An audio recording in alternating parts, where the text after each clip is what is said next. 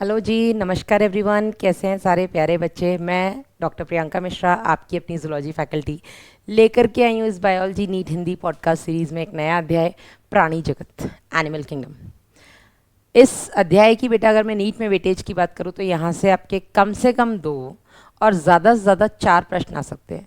2 प्रश्न मतलब 8 नंबर और 4 प्रश्न मतलब आपका ये 16 नंबर तक का अध्याय हो सकता है। ठीक है, चलिए तो बिना समय को गवाए शुरू करते हैं प्राणी जगत का पॉडकास्ट। जल्दी से अपने ईयरफोन्स लगाइए, आंख बंद करिए, नोट्स और एनसीईआरटी को इमेजिन करते हुए चलिए और मेरे लिरिक्स पर ध्यान दीजिए। तो सबसे पहले बेटा अगर हम बात करें प्राणी जगत की तो हमने पढ़ा था कि जो 5 जगत वर्गीकरण आर.एच. विटेकर ने दिया था उसके हिसाब से प्राणी जगत जो है इसको हमने सबसे लास्ट में रखा था। बाकी के 4 जगत आपने पढ़े हैं, आपका मोनेरा है, प्रोटिस्टा है, कवक है, पादप है और ये आपका जंतु जगत है। जंतु जगत के अगर हम कॉमन कुछ लक्षणों की बात कर लेते हैं, कौन कौन से इसके लक्षण होते हैं, तो सबसे पहले तो बेटा ये बहुकोशिकीय यानी कि मल्टीसेलर होते हैं। सारे की सारी कोशिकाएं इसमें जो होती हैं वो सुकेंद्र की यानी कि यूकैरियोटिक सेल्स होते हैं। इनमें बेटा अगर हम देखें तो जनन दोनों प्रकार का होता है, इनमें लैंगिक अलैंगिक दोनों प्रकार का जनन देखने को मिल सकता है। भोजन अगर हम देखें कि किस तरीके की इनकी भोजन की प्रणाली या मोड ऑफ न्यूट्रिशन होता है तो ये परपोषी होते हैं। ठीक है, इसके अलावा बेटा अगर हम देखें कि इनमें कोशिका की संरचना क्या अगर हम देखें तो इनमें बेटा कोशिका भित्ति नहीं पाई जाती है। ये कुछ हमने इसके सामान्य से लक्षण देखे। अब हम देखें कि ये जो आपका जंतु जगत या प्राणी जगत है इसको हमने कई सारे संघों में विभाजित किया है, कई सारे फाइलम्स में विभाजित किया है। अब इसके विभाजन का आधार क्या है, इस वर्गीकरण का आधार क्या है बेटा, तो इससे हमने देखा था सबसे पहला आधार है अपना कौन से स्तर का संगठन यानी कि लेवल ऑफ ऑर्गेनाइजेशन है। दूसरा किस तरीके की समिति दर्शाते हैं, ये सिमेट्री दर्शाते हैं। तीसरा हमने देखा था कि इनमें कितने जर्म स्तर हैं, जर्म लेयर्स की संख्या कितनी है। इसके अलावा हमने देखा था बेटा इनमें गुहा, देह गुहा जो है, बॉडी सिलोम या बॉडी कैविटी है नहीं है तो कैसी है। फिर हमने देखा था इनमें देह प्रारूप कैसा है यानी कि बॉडी प्लान कैसा है। इसके अलावा हमने देखा था इनमें खंडीभवन होता है या नहीं, और होता है तो किस तरीके का वास्तविक खंडीभवन किसमें पाया जाता है। और लास्ट बेटा हमने देखा था नोटोकॉर्ड। जल्दी से शुरू करते हैं। पहला तो वर्गीकरण के आधार को समझाने से पहले जल्दी से एक बार क्विक रिवीजन करिएगा कि हमने जो प्राणी जगत है उसको कई सारे संघों में विभाजित किया है। मुख्यतः बेटा जो 11 संघ हैं वो कौन कौन से हैं, संघ पॉरीफेरा, 1 2 3 4 11 हैं ऐसे। ठीक है, संघ पॉरीफेरा, संघ सिलेंट्रेटा, संघ टीनोफोरा, संघ प्लेटिहेलमिन्थिस, संघ एस्केलमिन्थिस, संघ एनिलिडा, संघ आर्थ्रोपोडा, संघ मोलस्का, संघ इकाइनोडर्मेटा, संघ हेमिकॉर्डेटा और संघ कॉर्डेटा। ठीक है, ये एक से लेकर के अपने 11 संघ हो गए। इसी क्रम में हम बेटा इन बाकी सारे वर्गीकरण के आधार के पॉइंट्स भी डिस्कस करेंगे। तो सबसे पहला पॉइंट था अपना बेटा संगठन का स्तर। इनमें किस स्तर का संगठन देखने को मिलता है, तो सबसे पहले बेटा हम बात करते हैं कोशिकीय स्तर का संगठन, ऊतक स्तर का संगठन, अंग स्तर का संगठन और अंग तंत्र स्तर का संगठन। कोशिकीय स्तर का संगठन यानी कि सेलुलर लेवल ऑफ ऑर्गेनाइजेशन केवल और केवल 1 नंबर मतलब कि पॉरीफेरा में देखने को मिलती है। दूसरा ऊतक स्तर का संगठन बेटा आपको 2 और 3 मतलब कि सिलेंट्रेटा और टीनोफोरा में देखने को मिलता है। अंग स्तर का संगठन केवल और केवल प्लेटिहेलमिन्थिस में देखने को मिलता है। नीट में आ चुका क्वेश्चन है, प्लेटिहेलमिन्थिस 4 नंबर अंग स्तर का संगठन देखने को मिलता है। अंगतंत्र स्तर का संगठन बेटा Aschelminthes, Annelida, Arthropoda, Mollusca, Echinodermata, Hemichordata और कॉर्डेटा इन सब में देखने को मिलता है। अगला पॉइंट था बेटा संगठन के स्तर के बाद इनमें देह समिति कैसी होती है, बॉडी सिमेट्री क्या होती है, तो या तो ये असमिति हो सकते हैं, ये अरीय समिति दर्शा सकते हैं या ये द्विपार्श्व समिति दर्शाते हैं। असमिति मतलब एसिमेट्री कौन दर्शाते हैं, तो ज़्यादातर बेटा जो पॉरीफेरा होते हैं, ज़्यादातर स्पंज जो होते हैं वो असमिति दर्शाते हैं। वहीं अगर हम बात करें अरीय समिति मतलब रेडियल सिमेट्री की, तो कुछ पॉरीफेरेंस ऐसे हैं जो कि अरीय समिति दर्शाते हैं। इसके अलावा आपके सारे के सारे सिलेंट्रेट्स और टीनोफोर्स ये सारे बेटा अरीय समिति दर्शाते हैं। इसके अलावा आपका इकाइनोडर्मेटा जो 9 नंबर का आपका संघ है, ये इस इकाइनोडर्मेटा के जो वयस्क हैं ये एडल्ट्स भी बेटा अरीय समिति दर्शाते हैं। अब हम बात करते हैं इसकी द्विपार्श्व समिति मतलब बायलेटरल सिमेट्री की। तो बायलेटरल सिमेट्री बेटा आपके प्लेटिहेलमिन्थिस से लेकर के लास्ट तक मतलब संघ प्लेटिहेलमिन्थिस, एस्केलमिन्थिस, एनलिडा, आर्थ्रोपोडा, मोलस्का, इकाइनोडर्मेटा के लार्वा, हेमिकॉर्डेटा और कॉर्डेटा ये सारे के सारे बेटा द्विपार्श्व समिति दर्शाते हैं। अगला पॉइंट है बेटा समिति के बाद देह प्रारूप।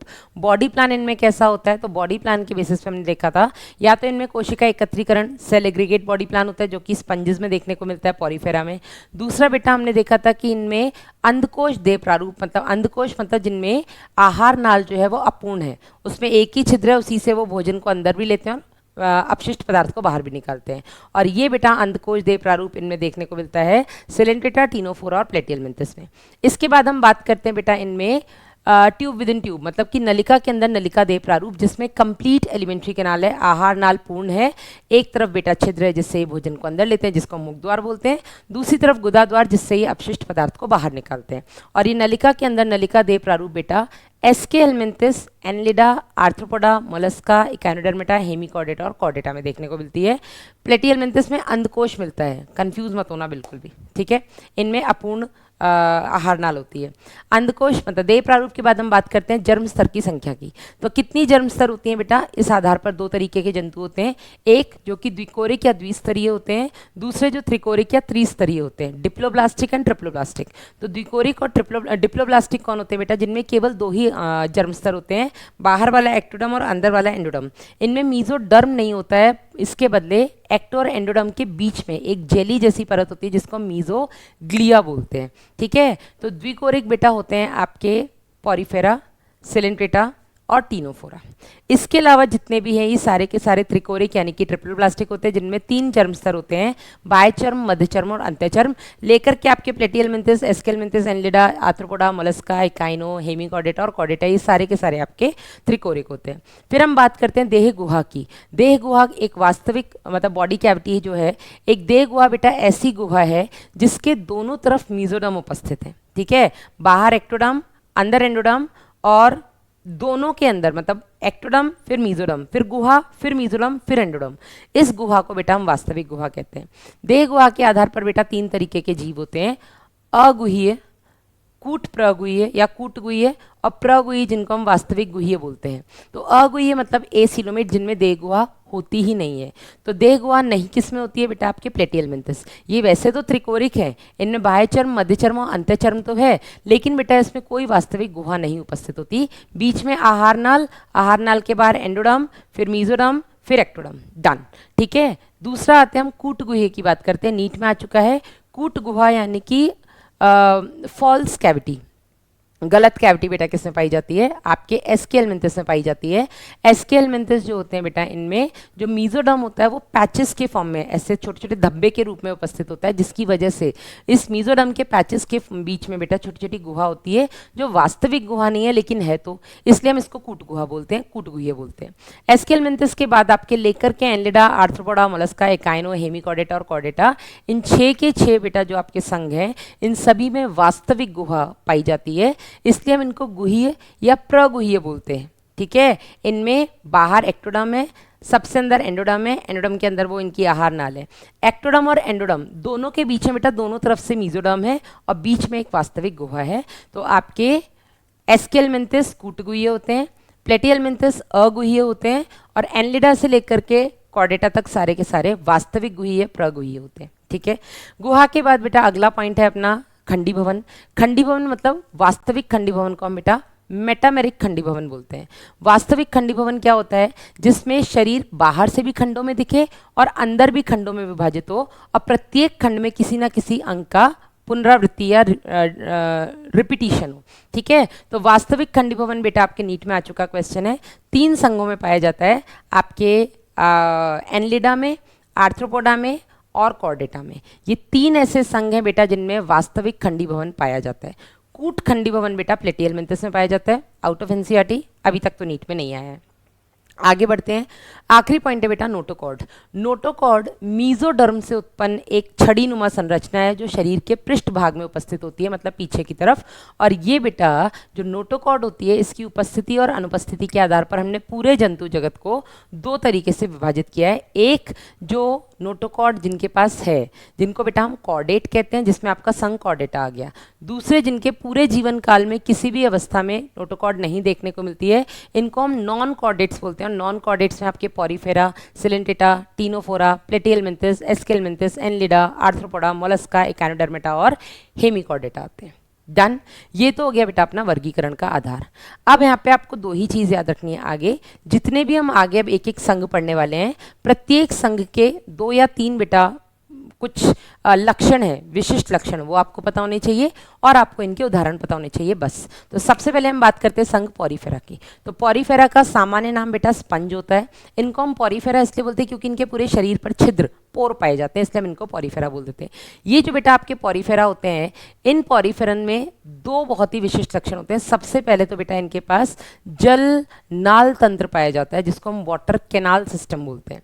जल नाल तंत्र और जल संवहन तंत्र, वाटर वैस्कुलर सिस्टम संघ इकाइनोडर्मेटा का विशिष्ट लक्षण है। जल नाल तंत्र, वाटर कैनाल सिस्टम संघ पॉरीफेरा का विशिष्ट लक्षण है। ठीक है, अब इस वाटर कैनाल सिस्टम में, जल नाल तंत्र में बेटा जो शरीर में कई सारे छोटे छोटे छिद्र हैं जिनको हम ऑस्टिया बोलते हैं, इन सबसे जल अंदर आता है इनकी स्पंज गुहा में, स्पॉन्जोसील जिसको हम बोलते हैं, और एक छिद्र ऑस्कुलम से बेटा ये बाहर जाता है। ठीक है, इस पूरी की पूरी स्पंज गुहा को बेटा अंदर से कॉलर कोशिकाएं, जिनको हम कोएनोसाइट्स बोलते हैं, वो इनको आस्तरित करती हैं। अब ये जो बेटा जलनाल तंत्र होता है, इसके काम होता है भोजन के एकत्रण में या भोजन में लाने में यही मदद करते हैं, क्योंकि पानी इसी ऑस्टिया से अंदर आता है, इसी पानी के साथ खाना आ रहा है, यहीं से बेटा ये गैसों का विनिमय भी कर रहे हैं, मतलब श्वसन में भी यही मदद कर रही है। साथ ही साथ बेटा ये इनको जनन में, उत्सर्जन में भी मदद करती है।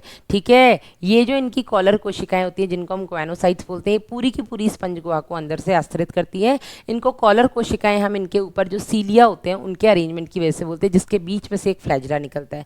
तो सीलिया बेटा जो होते हैं, जो इनके पक्षमाभ होते हैं, वो एक कॉलर की तरह व्यवस्थित होते हैं, इसलिए हम इनको कॉलर कोशिकाएं बोलते हैं।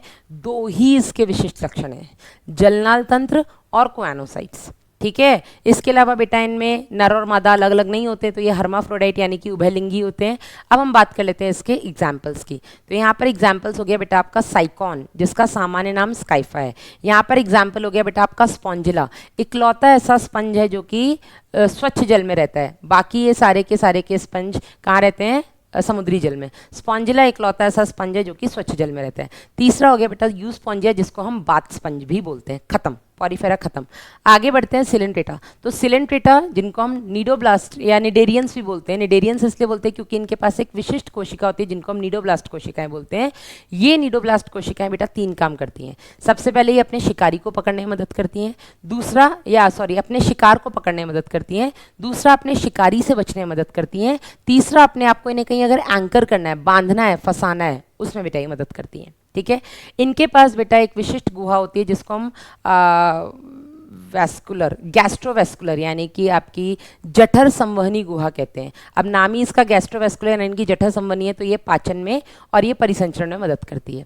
इनमें बेटा जो पाचन होता है वो पहले कोशिका के बाहर फिर कोशिका के अंदर होता है। इसके अलावा बेटा इनमें हाइपोस्टोम पाया जाता है जो कि एक मुख द्वार होता है।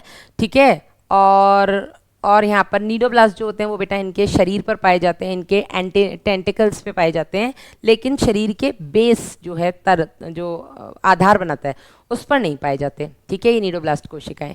यहाँ पर बेटा एक और इसका विशिष्ट लक्षण है पीढ़ी एकांतरण, जिसको मेटाजेनेसिस बोलते हैं, जिसमें पॉलिप से मेड्यूसा और मेड्यूसा से पॉलिप बनते हैं। मतलब इनके जीवन में दो तरीके के रूप देखने को मिलते हैं, सब में नहीं, कुछ में, जैसे कि आपका ओबेलिया। ठीक है, मेटाजेनेसिस पीढ़ी एकांतरण में क्या होता है, इनकी एक पीढ़ी तो पॉलिप रूप में होती है। पॉलिप कैसे होते हैं बेटा?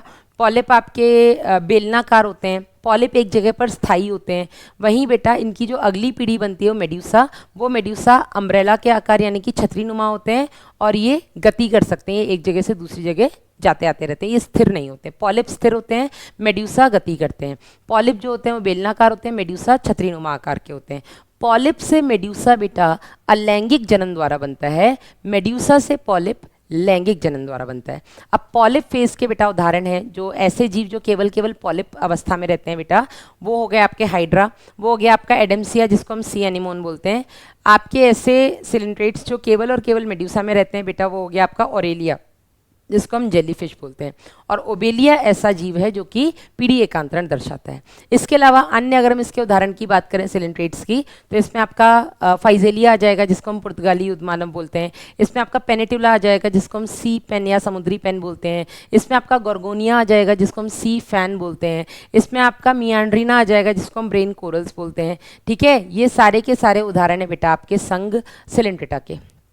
अगला हम बात करते हैं आपके संघ टीनोफोरा का। टीनोफोरा जिनको हम समुद्री अखरोट या कंकत पट्टिकाएं इनके ऊपर पाई जाती है, तो इनको हम कॉम जेलीज भी बोल देते हैं, ठीक है, कंकत जेली या समुद्री अखरोट बोल देते हैं। इकलौता मतलब आपके 3 ऐसे संघ हैं जिसमें रहने वाले सभी जीव केवल और केवल समुद्री जल में रहते हैं, जिसमें एक हो गया आपका टीनोफोरा, एक हो गया बेटा आपका वो कौन सा है हेमिकॉर्डेटा, एक हो गया आपका इकानोडर्मेटा। ये ऐसे जीव हैं जो कि केवल और केवल समुद्री जल में ही पाए जाते हैं, ये स्वच्छ जल में पाए ही नहीं जाते। पॉरीफेरा समुद्री जल में पाए जाते हैं, लेकिन स्पॉन्जिला स्वच्छ जल में उसका पाया जाता है। बाकी सिलेंट्रेटा हो गया, आपका इकानोडर्मेटा हो गया और आपका हेमिकॉर्डेटा हो गया। ये 3 ऐसे संघ हैं जिसके जीव केवल और केवल समुद्री जल में पाए जाते हैं। बात करते हैं टीनोफोरा की, तो टीनोफोरा में बेटा हमने बता दिया समुद्री जल में पाए जाते हैं। इनके शरीर पर 8 ऐसी कंकत पट्टिकाएं कॉम्प्लेट्स होती हैं बेटा, जो जिस पर सीलिया यानी कि पक्षमाव उपस्थित होते हैं और ये इनको गति करने में मदद करते हैं, ठीक है। इसके अलावा बेटा ये जैव प्रदीप्ति बायोल्यूमिनेसेंस की प्रॉपर्टी दर्शाते हैं, ये चमकते हैं, ठीक है। ये ऐसे जीव हैं जो कि चमकते हैं, जिसको हम जैव प्रदीप्ति जैव संदीप्ति या बायोल्यूमिनेसेंस बोलते हैं। ये ऐसे जीव हैं जो कि केवल और केवल लैंगिक जनन ही करते हैं, ठीक है। उदाहरण अगर हम इसके देखें तो टीनोप्लाना और आपका प्लूरोब्रेकिया, ये आपके सिलेंट्रेट्स हो गए ना, टीनोफोर्स हो गए। अगला बेटा आपका संघ आता है प्लेटियलमेंथिस, जिनको हम चपटे क्रमी बोलते हैं। चपटे क्रमी बेटा इनको हम इसलिए बोलते हैं क्योंकि ये अधर और पृष्ठभाग से चपटे होते हैं, ठीक है, इसलिए हम इनको चपटे क्रमी बोलते हैं। अब इनके अगर हम विशिष्ट लक्षण, सामान्य लक्षण हम देख चुके हैं वर्गीकरण के आधार के हिसाब से, विशिष्ट लक्षण की बेटा अगर हम इसमें बात करें तो क्योंकि ये ज़्यादातर अंतः परजीवी होते हैं, ज़्यादातर, सारे नहीं, प्लेनेरिया इसमें स्वच्छ रहने मतलब क्या बोलेंगे स्वतंत्र रहने वाला जीव है। प्लेनेरिया एक तरीके का प्लेटियलमेंथिस है जो कि स्वतंत्र रहता है। प्लेनेरिया में पुनरुद्भवन की क्षमता सबसे ज़्यादा होती है, ठीक है। ज़्यादातर इसमें अंतर परजीवी होते हैं। क्योंकि बेटा ये अंतर परजीवी होते हैं तो इनमें अंतर परजीविता के हिसाब से कुछ अनुकूलन यानी कि अडेप्टेशंस देखने को मिलते हैं, जैसे कि इनमें अंकुश और चूषक पाए जाते हैं, जिससे कि अपने आप को अंकुश से ही अपने आप को बांध देते हैं आपकी आंत वगैरह में, और चूषक से बेटा ये डायरेक्ट आपका जो भी खाना आपने खाया उसको सीधा सक कर लेते हैं, ठीक है, उसको सीधा चूस लेते हैं। इसके अलावा बेटा अगर हम बात करें इनमें उत्सर्जन कैसे, उत्सर्जन के लिए बेटा इनमें ज्वाला कोशिकाएं यानी कि प्रोटोनेफ्रीडिया पाए जाते हैं, ठीक है, यही इसमें विशिष्ट है। यही 2 इसके विशिष्ट लक्षण हैं, ठीक है, और इसमें सच कोई बहुत ज़्यादा विशिष्ट लक्षण नहीं है। उदाहरण अगर हम बात करें तो इसमें फैसियोला आता है जिसको हम लिवर फ्लूक बोलते हैं, और इसमें प्लेनेरिया आ गया। इसके अलावा बेटा इसमें टीनिया आता है, टीनिया जो कि टेपवर्म फीता कृमि जिनको हम बोलते हैं, ठीक है। अगला हम बात करते हैं संघ एस्केलमेंथिस की। एस्केलमेंथिस को हम गोलक्रमी बोलते हैं। गोलक्रमी इसलिए बोलते हैं क्योंकि अगर हम इनको ऐसे काटें, इनका क्रॉस सेक्शन काटें तो ये गोल देखने को मिलते हैं बेटा, इसलिए हम इनको गोलक्रमी बोलते हैं। ये भी बेटा ज़्यादातर अंतः परजीवी होते हैं, और ये ज़्यादातर ऐसा होता है कि पादपों और जंतुओं दोनों को बीमार करने का काम करते हैं, दोनों के लिए बेटा ये रोगजनक का कार्य करते हैं, ठीक है। एस्केलमेंथिस के अगर हम विशिष्ट लक्षण देखें तो बेटा सबसे पहले ऐसे जीव हैं जिनमें कंप्लीट आहार नाल यानी कि पूर्ण विकसित इनमें आहार नाल पाई जाएगी। तो इनके पास अच्छी खासी विकसित पेशीय ग्रसनी मस्कुलर फेरिंग्स पाया जाता है, ठीक है। उत्सर्जन के लिए इनमें एक छोटा सा रंध्र पाया जाता है। मैंने आपको बताया था इनमें रेनेट कोशिकाएं पाई जाती हैं जो कि एच आकार की, जिसके बीच में एक एक्सक्रीटरी पोर यानी कि उत्सर्जी रंध्र होता है। यही बेटा इसके विशिष्ट लक्षण है। यहाँ पर एक और विशिष्टता आती है कि इनमें लैंगिक द्विरूपता यानी कि सेक्सुअल डायमॉर्फिज्म देखने को मिलता है। आप देखकर बता सकते हो कौन सा नर और मादा एस्केरिस है। तो नर और मादा में क्या फ़र्क होता है, इनमें नर की हाइट जो होती है वो कम होती है, मादा लंबी होती है। नर जो होते हैं बेटा वो सीधे पश्च भाग से अपने पोस्टीरियर एंड से थोड़े से घुमावदार होते हैं, मादा बेटा इनमें बिल्कुल सीधी होती है, ठीक है। उदाहरण अगर हम इसका देख ले तो एस्केरिस हो गया जिसको हम गोलक्रमी बोलते हैं, वुचरेरिया हो गया बेटा जिसको हम फाइलेरियल क्रमी बोलते हैं, एनसाइलोस्टोमा हो गया जिसको हम हुकवर्म बोलते हैं या अंकुश क्रमी बोलते हैं, ठीक है। फिर हम बात करते हैं आपके एनलिडा की। संघ एनलिडा में हर तरह के जीव पाए जाते हैं, स्वच्छ जल में भी पाए जाते हैं, समुद्री जल में भी पाए जाते हैं। समुद्री जल में जैसे नेरीज हो गया, स्वच्छ जल और ज़मीन वाले आपके केचुए हो गए, आपके लीच जोंक हो गई, ठीक है। फिर हम बात करते हैं इसके विशिष्ट लक्षणों की। तो यहाँ पर बेटा बंद प्रकार का परिसंचरण तंत्र पाया जाता है, वेरी इंपॉर्टेंट, बंद प्रकार का परिसंचरण तंत्र। लेकिन जोंक में खुले प्रकार का परिसंचरण तंत्र पाया जाता है। इसके अलावा बेटा यहाँ पर आपको वास्तविक खंडी भवन देखने को मिलेगा। प्रत्येक खंड में बेटा आपको यहाँ पर एक नेफ्रीडिया जो कि इनका परासरण नियमन और उत्सर्जन अंग होता है, ठीक है। ये ऐसा अंग है नेफ्रीडिया जो कि प्रत्येक खंड में पाया जाता है। ये परासरण नियमन करता है और ये उत्सर्जन भी करता है, ठीक है। और इनमें ज़्यादातर ये जो होते हैं बेटा ये उभयलिंगी होते हैं। उभयलिंगी मतलब नर और मादा दोनों जननांग एक ही जीव में उपस्थित होता है, ठीक है। लेकिन नेरीज ऐसे होते हैं जिनमें नर और मादा अलग अलग होते हैं। तो उदाहरण इसके हमने देख ही लिए, नेरीज हो गया, इसमें आपका हर्डमानिया हो गया जिसको हम जोंक बोलते हैं, जो कि आपका रक्त चूसता है, ठीक है। तीसरा आपके फेरेटिमा यानी कि आपके केंचुए हो गए। हाँ जी, नेक्स्ट आते हैं बेटा आर्थ्रोपोडा पे। आर्थ्रोपोडा जो कि सबसे बड़ा संघ है, इसको हम आर्थ्रो मतलब जोड़, पोडा मतलब उपांग, तो इनमें जोड़ित उपांग होते हैं, इसलिए हम इनको आर्थ्रोपोडा बोलते हैं। सबसे बड़ा संघ है, इसमें सबसे ज़्यादा जीव पाए जाते हैं। जितने भी जंतु हैं उनमें से 2/3 जंतु केवल और केवल संघ आर्थ्रोपोडा में ही आते हैं, ठीक है। संघ आर्थ्रोपोडा में बेटा सबसे इंपॉर्टेंट चीज़ ये होती है कि इनके शरीर में सिर, वक्ष और उदर, 3 भाग में इनका शरीर विभाजित होता है, सिर, वक्ष और उदर। कॉकरोच में भी हमने डिस्कस किया था, इसमें सिर और वक्ष और उदर होता है, ठीक है। दूसरा बेटा इसमें काइटिन का बाह्य कंकाल होता है। काइटिन के बाह्य कंकाल की वजह से ही आप कीट को हर तरह के एनवायरमेंट में देख सकते हैं, हर तरह के वातावरण में देख सकते हैं, क्योंकि काइटिन का बाह्य कंकाल इनको प्रोटेक्शन यानी कि सुरक्षा प्रदान करने का काम करता है। तो पहला पॉइंट क्या हो गया इनका विशिष्ट, कि इनमें सिर, वक्ष और गुहा 3 भाग में इनका शरीर विभाजित होता है।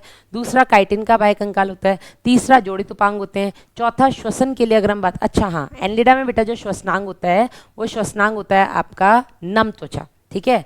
आर्थ्रोपोडा में अगर हम बात करें तो इसमें श्वसनांग अलग अलग होते हैं, क्योंकि इसके जीव अलग अलग एनवायरनमेंट में पाए जाते हैं। तो इनमें आपके श्वासनाल भी पाई जाती है कीटों में, इनमें आपके क्लोम पाए जाते हैं, क्लोम इज गिल्स, इनमें आपके पुस्त क्लोम पाए जाते हैं जिनको हम बुक गिल्स बोलते हैं, इनमें आपके पुस्त फिफ्फुस पाए जाते हैं जिनको हम बुक लंग्स बोलते हैं, ठीक है। उत्सर्जी अंगों की बात करें तो इनमें अलग अलग तरीके उत्सर्जी अंग भी पाए जाते हैं, जैसे मेल्पिगी नलिकाएं पाई जाती है आपके कॉकरोच में। इसके अलावा बेटा इसमें हरित ग्रंथियाँ जिनको हम कॉक्सल ग्रंथियाँ भी बोलते हैं वो पाई जाती हैं। इसमें एंटीनरी ग्रंथियाँ पाई जाती हैं, ठीक है। तो ये इनके उत्सर्जी अंग हो गए। आगे बात करते हैं इसमें और कोई विशिष्ट लक्षण। नर और मादा ज़्यादातर अलग अलग होते हैं, ठीक है। इनमें जो परिवर्धन होता है वो अप्रत्यक्ष होता है, पहले लार्वा बनता है, ज़्यादातर में अप्रत्यक्ष परिवर्धन होता है, ठीक है। ये इसके कुछ विशिष्ट लक्षण हो गए। आगे बात करते हैं इसके उदाहरण की। आर्थ्रोपोडा के उदाहरण बेटा आपके नीट में आ चुके हैं, ठीक है। इसके उदाहरण को हमने कई तरीके से विभाजित किया, जैसे कुछ तो आपके रोगवाहक, मतलब जिनसे आपको जो संवाहक की तरह काम करते हैं, ठीक है, जो बीमारी फैलाते हैं, जैसे मच्छर। अब मच्छर में एनाफिलिस मच्छर हो गया जो कि मलेरिया का जो पैरासाइट है उसको कैरी करता है, ठीक है। आपका क्यूलेक्स मच्छर हो गया, क्यूलेक्स जो कि आपके फाइलेरियल वर्म को कैरी करता है। इसके अलावा आपका एडीज मच्छर हो गया जो कि डेंगू और चिकनगुनिया के वायरस को कैरी करता है।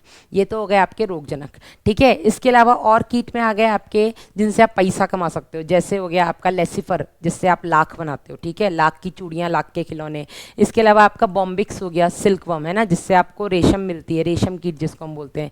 इसके अलावा आपका एपिस हो गया, एपिस इंडिका, जिससे कि हमें शहद और मोम मिलता है। तो ये वो हो गए जिनसे हमें पैसा मिलता है। तीसरा हो गया आपका ग्रिगेरियस पेस्ट जो आपके पीड़क हैं, मतलब आपकी फसलों को नुकसान पहुंचाते हैं, जैसे हो गया आपका लोकस्टा, ठीक है। इसके अलावा हो गया बेटा आपका, एक मिनट, ग्रिगेरियस पेस्ट इज आपका लिविंग फॉसिल एक होते हैं जो जीवित जीवाश्म हैं, वो हो गए बेटा आपके, हाँ, ग्रिगेरियस लिमुलस, ठीक है। लिमुलस जीवित जीवाश्म है जिसको हम किंग क्रैब बोलते हैं। ग्रिगेरियस पेस्ट जो आपकी फसलों को नुकसान पहुंचा रहे हैं वो लोकस्टा हो गए, ठीक है। ये हो गए आपके आर्थ्रोपोडा। फिर हम बात करते हैं संघ मोलस्का की। तो सामान्य लक्षण हम इसके वर्गीकरण के आधार में देख चुके हैं। विशिष्ट लक्षण बेटा मोलस्का में क्या क्या होते हैं, तो सबसे पहले तो इनके शरीर में वास्तविक खंडीभवन नहीं होता है, लेकिन इनका शरीर विभाजित होता है। एक तो इनमें होता है सिर, ठीक है, हेड। दूसरा इनमें होता है पेशीपाद, नीचे मस्कुलर फुट।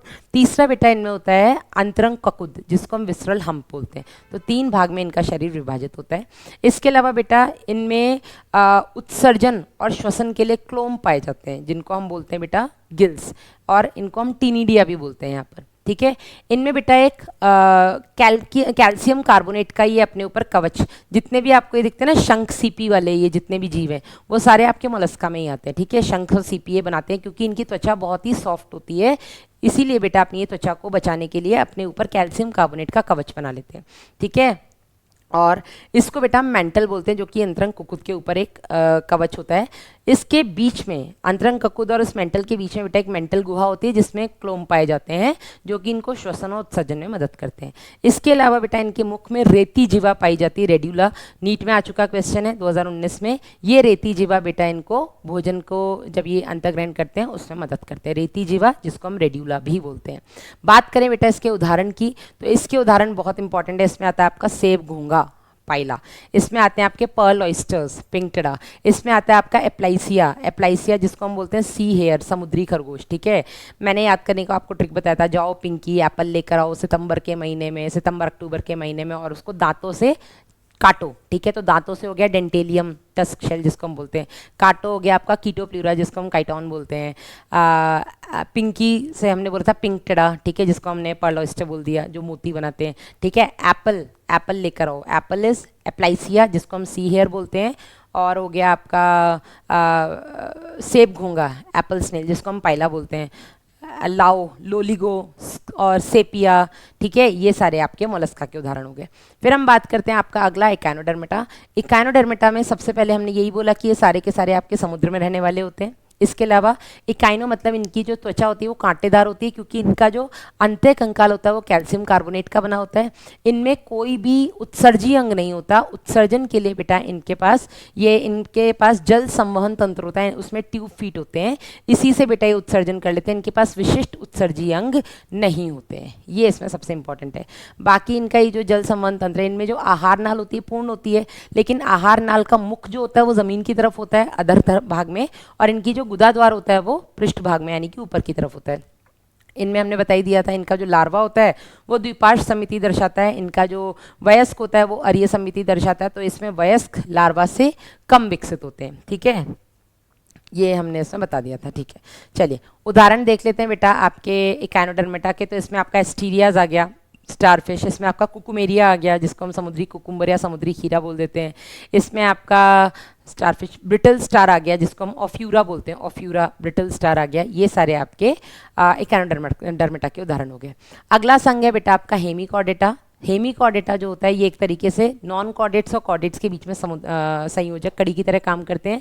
हेमिकॉर्डेटा में बेटा आपको बहुत इंपॉर्टेंट जो पता होना चाहिए कि इनमें शुंड ग्रंथि पाई जाती है उत्सर्जन के लिए, श्वसन के लिए इनमें क्लोम पाए जाते हैं। ठीक है, इनका जो शरीर होता है उसमें शुंड होता है, मतलब प्रोबोसिस कॉलर ट्रंक, शुंड कॉलर और बाकी पूरा ट्रंक, तीन भाग में बेटा इनका शरीर विभाजित होता है। खुले प्रकार का इनमें परिसंचरण तंत्र पाया जाता है, मोलस्का में भी खुले प्रकार का, आर्थ्रोपोडा में भी खुले प्रकार का। केवल बेटा अब तक जो हमने पढ़ा उसमें एनलिडा में ही बंद प्रकार का परिसंचरण तंत्र पाया जाता है। ठीक है, इसके अगर हम उदाहरण देखें तो सैकोग्लॉसस और बैलेनोग्लॉसस आपके उदाहरण हो गए। अब हम बात करते हैं संघ कॉर्डेटा की। तो संघ कॉर्डेटा के हमने वर्गीकरण के आधार से तो लक्षण देख लिए हैं। अब इस संघ कॉर्डेटा के कुछ विशिष्ट लक्षण हैं जो सभी कॉर्डेट्स में उपस्थित होने जरूरी है। जैसे सबसे पहला हो गया बेटा इनमें नोटोकॉर्ड की उपस्थिति। नोटोकॉर्ड शरीर के पृष्ठभाग में उपस्थित है। इसके अलावा बेटा इनके पास नर्व कॉर्ड, नर्व कॉर्ड क्या होता है, इनका तंत्रिका रज्जु की उपस्थिति, जो कि एकल होती है, अंदर से खोखली होती है, शरीर के पृष्ठभाग में उपस्थित है। इसके अलावा बेटा इनके पास युग्मित, जिसको हम बोलते हैं पेयर्ड फेरेंजियल गिल स्लिट्स, युग्मित ग्रसनी कोक्लोम छिद्र पाए जाते हैं। इसके अलावा बेटा इनमें गुदा पश्चपुच्छ यानी कि गुदा द्वार, जो गुदा द्वार है आपका एनल ओपनिंग जिससे कि अपशिष्ट पदार्थ बाहर जाता है, मतलब अपचित भोज्य पदार्थ बाहर जाता है, उस गुदा द्वार के पीछे या उसके गुदा द्वार के पृष्ठ भाग में बेटा एक इनके पास पूंछ पाई जाती है। ठीक है, तो ये हो गए आपके संघ कॉर्डेटा के विशिष्ट लक्षण। अब संघ कॉर्डेटा को बेटा हमने विभाजित किया है दो तरीके से। एक प्रोटोकॉर्डेट्स जो पुराने प्रकार के कॉर्डेट्स हैं जिनमें नोटोकॉर्ड के ही रूप में होती है।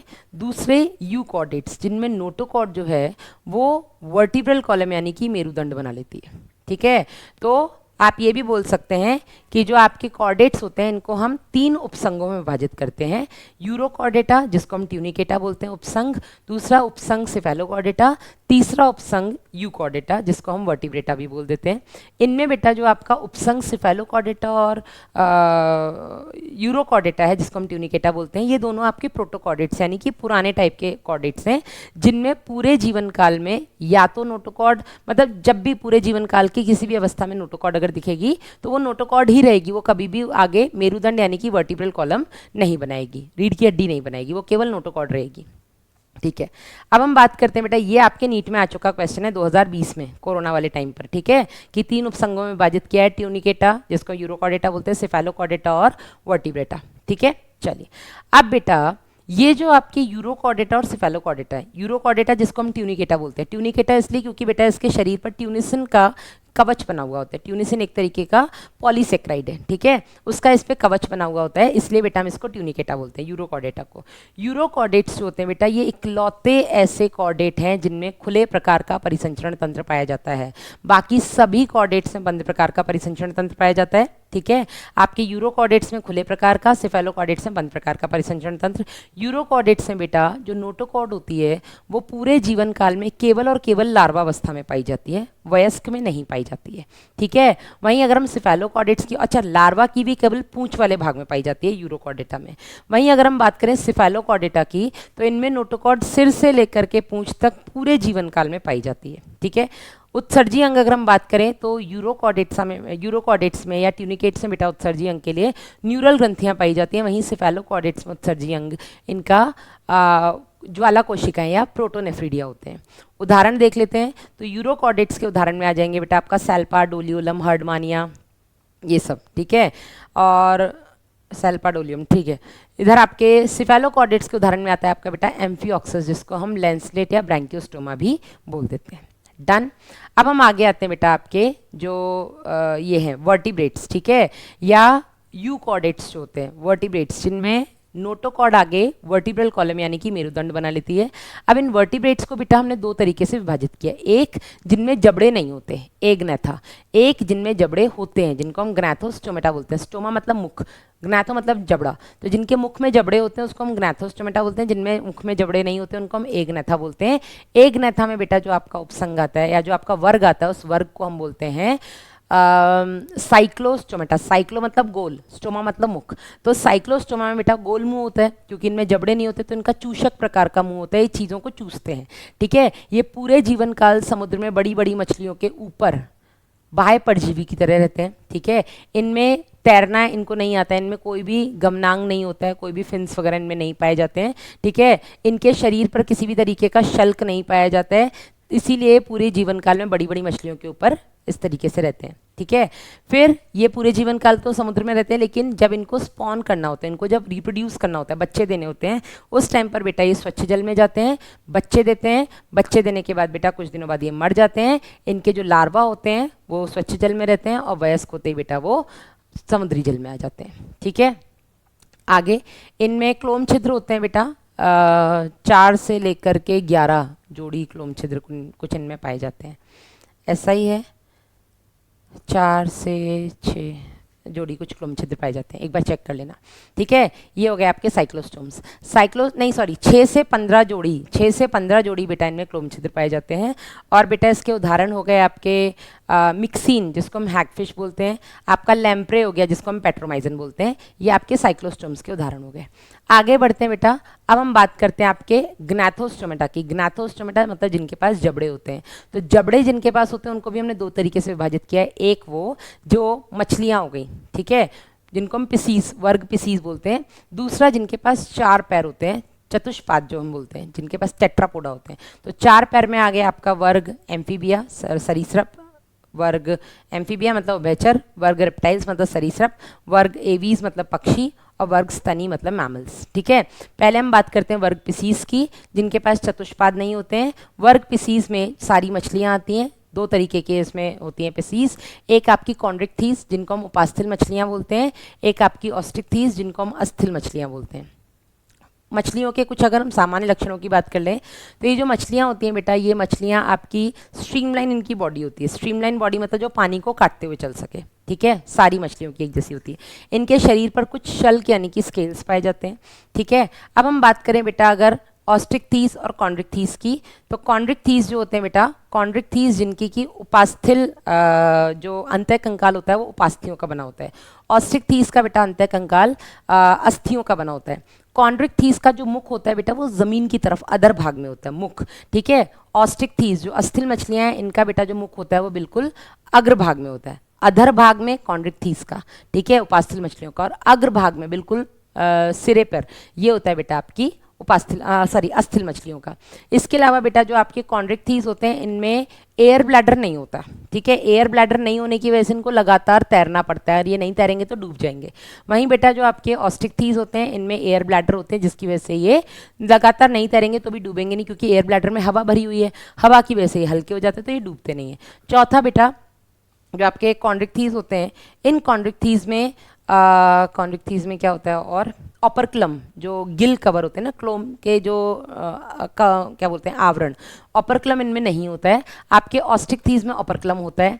इसके अलावा बेटा आपकी कॉन्ड्रिक्थीज जो होती हैं ये बहुत ही खतरनाक होती है, मतलब इनके जो दांत वात होते हैं ना, मतलब इनके जो शल्क होते हैं बहुत खतरनाक होते हैं, और वही शल्क आगे जा करके दांत बना लेते हैं, और इनके दांत अंदर की तरफ ऐसे धसे हुए होते हैं, जैसे आपका शार्क देख लो, ठीक है। शार्क जो होती है उसके दांत ऐसे अंदर की तरफ, तभी तो शार्क एक खतरनाक वो है, क्या बोलते हैं, शार्क, अगर किसी को पकड़ लेगी तो उसको बचाना, मतलब इसके दांत अंदर को हैं, अगर किसी को इसने पकड़ लिया ऐसे करके, तो अगर आप उसको बाहर खींचोगे तो वो कट के फट के बाहर निकलेगा, है ना। तो शार्क बहुत खतरनाक होती है, ग्रेट वाइट शार्क, कार्केराडॉन जिसको हम बोलते हैं, वो इसी में आती हैं, ठीक है। स्टिंगरेज जो हो गई आपकी, वो आपकी इसमें आएंगी। आपकी ट्राइगॉन प्रिस्टिस, कॉलियोडॉन, कुत्ता मछली वगैरह सब इसमें आते हैं, ठीक है।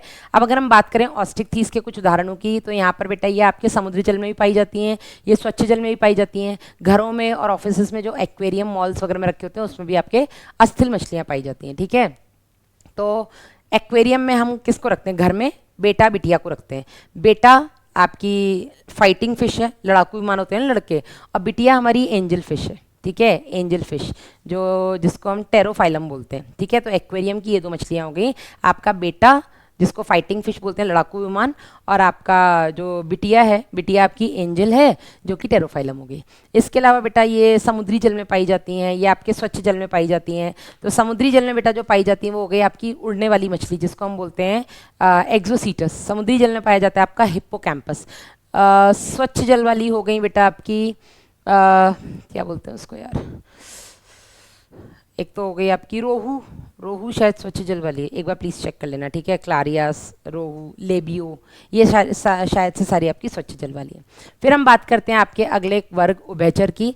उभयचर को उभयचर इसलिए बोलते हैं क्योंकि ये समुद्र में भी रहते हैं, और ये सॉरी समुद्र बोल रही हूँ, पानी में भी रहते हैं और जल में भी, ज़मीन पर भी रहते हैं। इनको अपना कंप्लीट जीवन काल पूरा करने के लिए जल की बहुत ज़रूरत है, क्योंकि अंडे बेटा ये जल में ही दे सकते हैं। इनके अंडे जो होते हैं वो आवरण से ढके हुए नहीं होते हैं, इसलिए अगर ये ज़मीन पर अंडे देंगे तो बेटा वो सूरज की गर्मी से सूख जाएंगे और इनके बच्चे कभी नहीं बन पाएंगे, तो इनकी प्रजाति खत्म हो जाएगी। तो प्रजाति खत्म ना हो, बच्चे बनते रहें, इसलिए बेटा अंडे ये कहाँ देते हैं, आपके पानी में। कल ही हमने मेढक के बारे में पढ़ा है, ठीक है।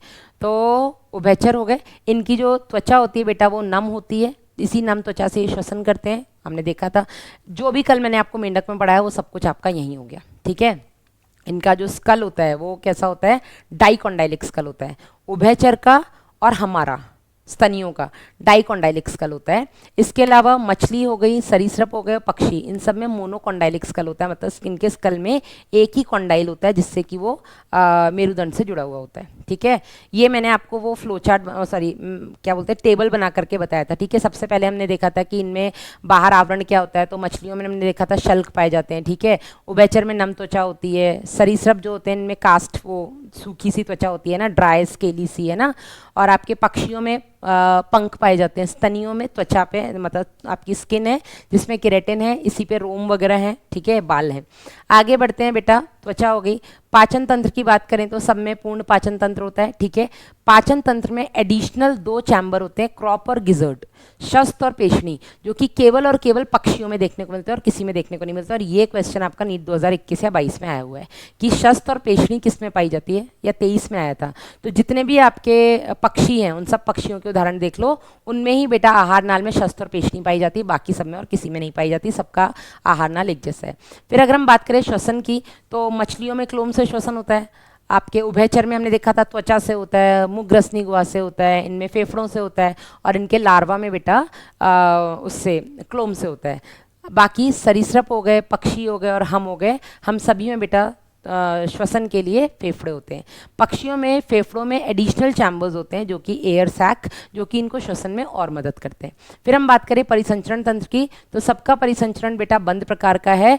मछलियों में देखा जाए तो 2 कोष्ठीय हृदय है, आपके सरीसृप और उभयचर में 3 कोष्ठीय हृदय है। सरीसृप में अपवाद हैं आपका क्रोकोडाइल, एलिगेटर और गेवियालिस, जिनमें 4 कोष्ठीय हृदय है। पक्षी और स्तनी में 4 कोष्ठीय हृदय है। इसके बाद हम बात करेंगे उत्सर्जी अंगों की, तो उत्सर्जी अंग में बेटा हमने क्या देखा था कि जो सभी में किडनी से उत्सर्जन होता है, ठीक है, सभी में किडनी है, बस किडनी अलग अलग प्रकार की होती है, मीजोनेफ्रिक, मेटानेफ्रिक, ये ठीक है, वो आप छोड़ दो, बस सब में वृक्क के द्वारा उत्सर्जन होता है। अब उत्सर्जी पदार्थ क्या होता है? तो जो स्तनी होते हैं बेटा, हम लोग यूरिया निकालते हैं। पक्षी जो होते हैं बेटा, पक्षी यूरिक अम्ल निकालते हैं। सरीसृप यूरिक अम्ल निकालते हैं। उभयचर यूरिया निकालते हैं। मछलियाँ पानी में रहती हैं, तो जो स्वच्छ जल में रहने वाली मछलियाँ हैं बेटा, वो अमोनिया निकालेंगी। जो लवणीय जल यानी कि समुद्री जल में रहने वाली मछलियाँ हैं, वो आपकी यूरिया निकालेंगी। ठीक है, ये हो गया। उत्सर्जन के बाद हम बात करते हैं बेटा इनके तंत्रिका तंत्र की। तो तंत्रिका तंत्र में सब में हमारे पास बेटा 12 जोड़ी तंत्रिकाएं होती हैं, कपाली तंत्रिकाएं। उभयचर के पास आपकी 10 जोड़ी कपाली तंत्रिकाएं होती हैं। ठीक है, इसके अलावा बेटा बताई दिया स्कल जो होता है वो मोनोकॉन्डाइलिक होता है पक्षी में, सरीसृप में और मछलियों में। हमारे पास और उभयचर में डाइकॉन्डाइलिक स्कल होता है। ये आप छोड़ भी सकते हो, एनसीईआरटी में मेंशन नहीं है। फिर हम बात करते हैं इसी में संवेदी तंत्र सभी के पास अच्छे विकसित होते हैं। हमारे पास बाह्य कर्ण, त्वचा वगैरह। ठीक है, मेंढक जो उभयचर है बेटा, इनमें टिम्पैनम होता है। टिम्पैनम इनका बाह्य कर्ण दर्शाता है। ठीक है, टिम्पैनम एक पतली सी झिल्ली होती है। सरीसृप में भी टिम्पैनम होता है। ठीक है, इसके अलावा बेटा एक और बहुत इंपॉर्टेंट चीज़, पक्षियों में पूरी त्वचा जो होती है इनकी वो शुष्क मतलब क्या बोलते हैं, शुष्क होती है, ड्राई होती है। बस इनकी पूंछ के नीचे ऑयल ग्रंथियाँ उपस्थित होती है, जिनको हम प्रीन ग्रंथियाँ बोलते हैं, जिनसे तेल निकलता है थोड़ा बहुत। ठीक है, बाकी इनकी पूरी स्केली सी स्किन होती है। आगे ये हो गया जनन तंत्र की। अगर हम बात करें तो सारे के सारे नर और मादा अलग अलग होते हैं। इंपॉर्टेंट है कि जो आपके मेंढक होते हैं बेटा, ये अंडे कहाँ देते हैं? ये आपके क्या होते हैं, क्या बोलते हैं यार, अंडजनक होते हैं। ठीक है, ये ओवीपेरस होते हैं। आपके सरीसृप भी अंडजनक होते हैं। आपके पक्षी भी अंडजनक होते हैं। हम कौन होते हैं? हम जरायुज होते हैं। ठीक है, स्तनी जो होते हैं वो बच्चे देते हैं, हम अंडे नहीं देते, हम बच्चे देते हैं, तो हम जरायुज हुए। लेकिन स्तनियों में एक अपवाद है आपका डक बिल प्लेटिपस का। ठीक है, प्लेटिपस ऐसा ऑर्निथोरिनकस जो कि अंडे देने वाला स्तनी है। इसके अलावा बाकी सारे स्तनी बेटा जरायुज होते हैं, जो बच्चे देते हैं। ठीक है, और कुछ ऐसा पॉइंट इसमें रह रहा है क्या? हाँ, सभी में प्रत्यक्ष परिवर्धन होता है, केवल उभयचर जो आपके होते हैं इन्हीं में अप्रत्यक्ष परिवर्धन होता है, बीच में लार्वा स्टेज आती है। ठीक है, फिर आपका उभयचर जो होते हैं इनमें पूरे शरीर में केवल सिर और वक्ष होता है, इनमें गर्दन और पूंछ नहीं होती है। ठीक है, फिर इनके पास चतुष्पाद होते हैं, लेकिन लिम्बलेस एम्फीबिया जो होता है, लिम्बलेस उभयचर हो गया आपका इक्थायोफिस। नीट में आ चुका क्वेश्चन है ये। ठीक है, ये हो गए बेटा आपके। बाकी इनके सबके एक बार आप उदाहरण देख लेना। जो उभयचर है इसमें आपका मेंढक आ गया। ठीक है, इसमें आपका बूफो आ गया, इसमें आपका टोड आ गया, इसमें आपका एक थायोफिस आ गया जो कि लिम्बलेस होता है। ठीक है, सरीसृप की अगर हम बात करें तो इसमें आपके किलोन आ गया, इसमें आपका टर्टल आ गया, इसमें आपका क्रोकोडाइल आ गया है, मगरमच्छ वगैरह। ठीक है, घड़ियाल आ गया, ये सब आपके सरीसृप में आ गए। पक्षियों की अगर हम बात करें तो इनके प्लीज़ सामान्य नाम देख लेना, नीट में आ चुके हैं। सिटैक्युला हो गया आपका, और क्या होते हैं यार, वल्चर हो गया, जो भी एक बार इनके नाम प्लीज़ देख लेना आप लोग, है ना। और स्तनी में हम हैं ही। ठीक है, मानव हो गए, इसमें आपके सारे ये चूहे, बिल्ली, कुत्ते, शेर, हाथी, कैंगरू, ये सारे के सारे बेटा आपके स्तनी में आ जाते हैं। तो ये हुआ आपका प्राणी जगत वन शॉट में, जिसमें हमने पूरी एनसीईआरटी को कवर किया। मैंने ऑलमोस्ट सारे उदाहरण आपके कवर किए हैं, सिवाय एक बार बस आप ये पक्षी वाले उदाहरण ज़रूर देख लेना, नीट में आ चुका है। ठीक है, बाकी ये कॉर्डेट्स के उदाहरण देख लेना, और तो मैंने बता ही दिया। मैंने यूरो कॉर्डेट का बता दिया, सेफेलोकॉर्डेट के सारे बता दिए हैं, आपके साइक्लोस्टोम्स के बता दिए हैं, मैंने आपके मछलियों के दोनों के बता दिए हैं, उभयचर के बता दिए हैं, सरीसृप के भी बता ही दिए हैं, किलोन वगैरह। ठीक है, फ्लाइंग लिजर्ड वगैरह। और एक बार पक्षी के देख लेना, नीट में आ चुका है। Psittacula, Pavo, Pavo is peacock, Psittacula is pigeon. ठीक है, गलत तो नहीं बोल रही हूँ शायद। ठीक, एक बार ये देख लेना आप लोग प्लीज़ एनसीईआरटी खोल करके। बाकी डन है। ठीक है, तो प्राणी जगत अपना यहीं पर ख़त्म होता है, और बस अपना ध्यान रखिएगा। नेक्स्ट क्लास में बेटा अगले अध्याय का पॉडकास्ट देखेंगे। आपका जय गुरु, तब तक के लिए बाय बाय।